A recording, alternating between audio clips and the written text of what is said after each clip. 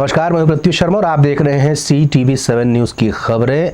सबसे पहले बात करते हैं छत्तीसगढ़ की। छत्तीसगढ़ में धर्मलाल कौशिक ने पत्रकारों से चर्चा करते हुए पंडो जाति के जो लोगों की मृत्यु विगत 2 माह से लगातार होती जा रही है उस पर चिंता जाहिर की है। उनका कहना है कि राष्ट्रपति के दत्तक पुत्र हैं और इनका संरक्षण करना राज्य सरकार की भी जिम्मेदारी है। रामपुर में संरक्षित जनजाति जिसे राष्ट्रपति का दत्तक पुत्र कहा जाता है, अभी महीना और 2 महीने के अंदर में जिस प्रकार से पंडो लोगों की मृत्यु हुई है, वास्तविक में पूरे देश के लिए चिंता का विषय है, प्रदेश के लिए चिंता का विषय है।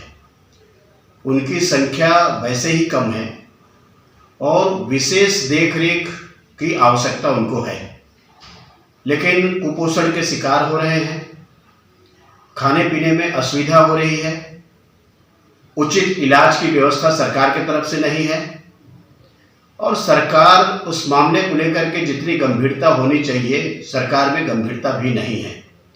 एक प्रकार से उन सारे मामलों को लेकर के सरकार उदासीन है, जिसके चलते लगातार मृत्यु हो रही है और जो बच्चे हो रहे हैं वो कुपोषण के शिकार स्पष्ट दिखाई दे रहे हैं। इनको बचाया जाना बहुत आवश्यक है, जरूरी है और समय रहते ध्यान नहीं दिया गया तो आने वाले समय में वैसे उनकी संख्या कम है, स्थिति संकट में पड़ जाएगी, गहरे संकट की स्थिति निर्मित होगी। इसलिए इस बात को लेकर के लगातार मामला उजागर होने के बाद भी सरकार की तरफ से कोई ध्यान नहीं दिया जा रहा है। इस मामले को लेकर के महामहिम राज्यपाल को अवगत कराया जाएगा और यदि आवश्यकता पड़ी तो महामहिम राष्ट्रपति तक इस बात को ले जाने की आवश्यकता है। वहीं इस मामले को लेकर के भूपेश बघेल से जब सवाल किया गया तो उनका कहना था कि भारतीय जनता पार्टी ये बताया कि जब वो 15 साल से यहाँ पर शासन कर रहे हैं तब क्या उन्हें अव्यवस्था दिखाई नहीं दी। बिल्कुल करना चाहिए, पंडो जनजाति के बारे में काम करने की बहुत आवश्यकता है, लेकिन रमन सिंह जी और भारतीय जनता पार्टी के लोग बताए कि 15 साल तक के उन पंडो जनजाति के लिए किया क्या आपने, वो तो बताएं। 15 साल तक के उसके लिए कोई योजना, कोई कार्यक्रम बनाए हों तो उस दिशा में बताएं वो लोग।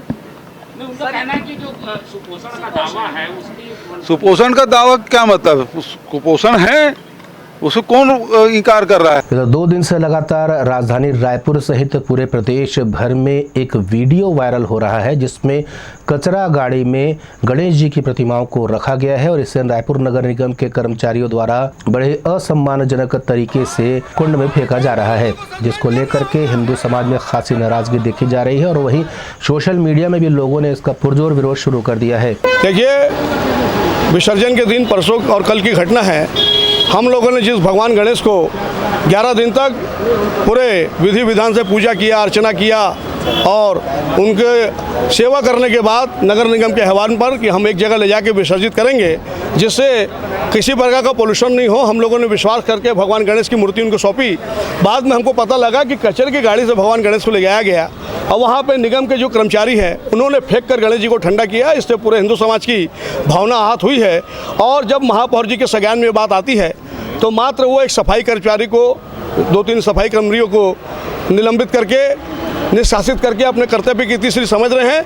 हमने महापौर जी को ज्ञापन दिया है कि आप जोन कमिश्नर को और पूरी टीम को सस्पेंड करें और 24 घंटे का हमने अल्टीमेटम दिया है। 24 घंटे में उन्होंने जोन कमिश्नर को और पूरी टीम को सस्पेंड नहीं किया तो भारत रक्षा मंच, हमारे मंजुल भाई श्रीवास्तव जी, शिबू शुक्ला जी, अशोक गुप्ता जी के नेतृत्व में सड़क की लड़ाई लड़ेगा। हम पूरे हिंदू समाज को जागृत करेंगे और धरना देंगे, प्रदर्शन करेंगे और लगेगा तो जेल जाएंगे, लेकिन महापौर जी को जब तक जोन कमिश्नर को सस्पेंड नहीं करेंगे हमारा ये विरोध, हमारा ये धरना, हमारा ये प्रदर्शन जारी रहेगा।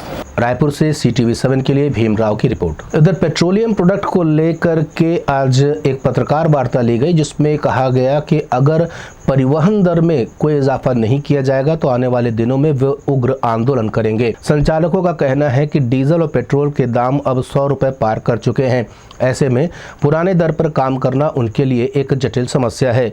अगर समय रहकर इस पर एक्शन नहीं लिया गया तो वे उग्र आंदोलन के लिए मजबूर होंगे। उन्होंने CTV7 से चर्चा करते हुए बताया कि आने वाले दिनों में वे अपनी मांगों के नहीं पूरा होने की स्थिति में चक्का जाम तक करेंगे। हम चाहते हैं कि कंपनी जो है सही रेट कर दे, सही कंपनी जो है सही दर दे, जिससे हम काम कर सकें। कार्यशील दरें होनी चाहिए जिससे किसी को नुकसान ना हो और आगे सब काम सही तरीके से हो पाए। ये आगे क्या कुछ करेंगे अगर इस पर सहमति? अगर कल हमारी चर्चा होगी अधिकारियों से, उच्च अधिकारियों से, जिसमें वो हमारी मांगों को अगर सही ढंग से करते हैं, विचार करते हैं और पूर्ण करते हैं तो काम को जारी रखेंगे, अन्यथा सभी गाड़ियां खड़ी हो जाएंगी। CTV7 के लिए रायपुर से भीमराव की रिपोर्ट। इधर रायपुर में बोट रेसिंग की ट्रेनिंग चल रही है। राजधानी रायपुर में राजिम से आई हुई सोनल का कहना है कि यहाँ पर उसे अच्छा लग रहा है और उसे ट्रेनिंग काफी अच्छी मिल रही है। हम आपको बता दें कि वाटर गेम्स को भी बढ़ावा देने के लिए राज्य सरकार काम कर रही है और इसके लिए बोट रेस जैसी ट्रेनिंग भी यहाँ पर दी जाती है। बूढ़ा तालाब में ये व्यवस्था की गई है। सेठ फूलचंद कॉलेज की ये छात्रा सोनल जो रायपुर में ट्रेनिंग ले रही है, वह उम्मीद करती है कि आने वाले दिनों में अच्छा प्रदर्शन कर छत्तीसगढ़ का नाम रोशन करेगी। सोनल साहू ने CTV7 से चर्चा की। हम लोग 1CG naval unit NCC Raipur से हैं। अगले महीने हम लोग का 1 to 10 अक्टूबर सेलिंग कैंप लगने वाला है जो नेशनल कैंप है, तो इसी के लिए बोट पुलिंग के लिए हमको यहाँ पे ट्रेनिंग दी जा रही है। और कोडार डैम, महासमुंद।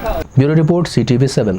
इधर प्रदेश में उद्योग और व्यापार के लिए असीम संभावनाएं हैं। छत्तीसगढ़ के मुख्यमंत्री भूपेश बघेल का कहना है कि वो लगातार इसे विकसित करने की दिशा में प्रयास कर रहे हैं, लेकिन केंद्र सरकार का वांछित सहयोग उन्हें नहीं मिल रहा है। आज़ादी के अमृत महोत्सव कार्यक्रम में वाणिज्य विभाग द्वारा 2 दिन का यहाँ कार्यक्रम आयोजित किया गया था और उसमें मुझे आमंत्रित किया था। मेरे साथ साथ उद्योग मंत्री, हमारे मुख्य सचिव सहित अन्य अधिकारी उपस्थित थे और व्यापार व्यवसाय बढ़ाने की बात उन्होंने कही। तो छत्तीसगढ़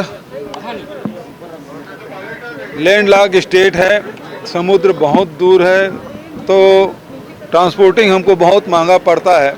मैंने अनेक बार एयर कार्गो के लिए पत्र भी लिखा और वहाँ मंत्रियों से मुलाकात की, लेकिन एयर कार्गो के परमिशन नहीं मिलने से निश्चित रूप से यहाँ के उद्योगपतियों को, व्यापारियों को नुकसान उठाना पड़ता है। उसी प्रकार से हमारे पास अनाज, धान की अधिकता है, भारत सरकार नहीं खरीद रही है। हमने कहा कि हमको एथेनॉल बनाने की अनुमति मिल जाए, वो भी नहीं करने के कारण से किसानों को भी नुकसान हो रहा है, देश को नुकसान हो रहा है। यदि उसकी अनुमति मिल जाए तो निश्चित रूप से विदेशी धन भी बचेगा। CTV7 की खबरों में फिलहाल इतना ही। हम आपको बता दें कि CTV7 के खबरों का प्रसारण राज्य के विभिन्न केबल नेटवर्क पे निर्बाध गति से चल रहा है और अगर आप इस समाचार को अपने YouTube चैनल पर देख रहे हैं तो उसे सब्सक्राइब करना ना भूलें। फिलहाल इतना ही। नए नए समाचारों के साथ आपसे फिर होगी मुलाकात। तब तक दें अनुमति। नमस्कार।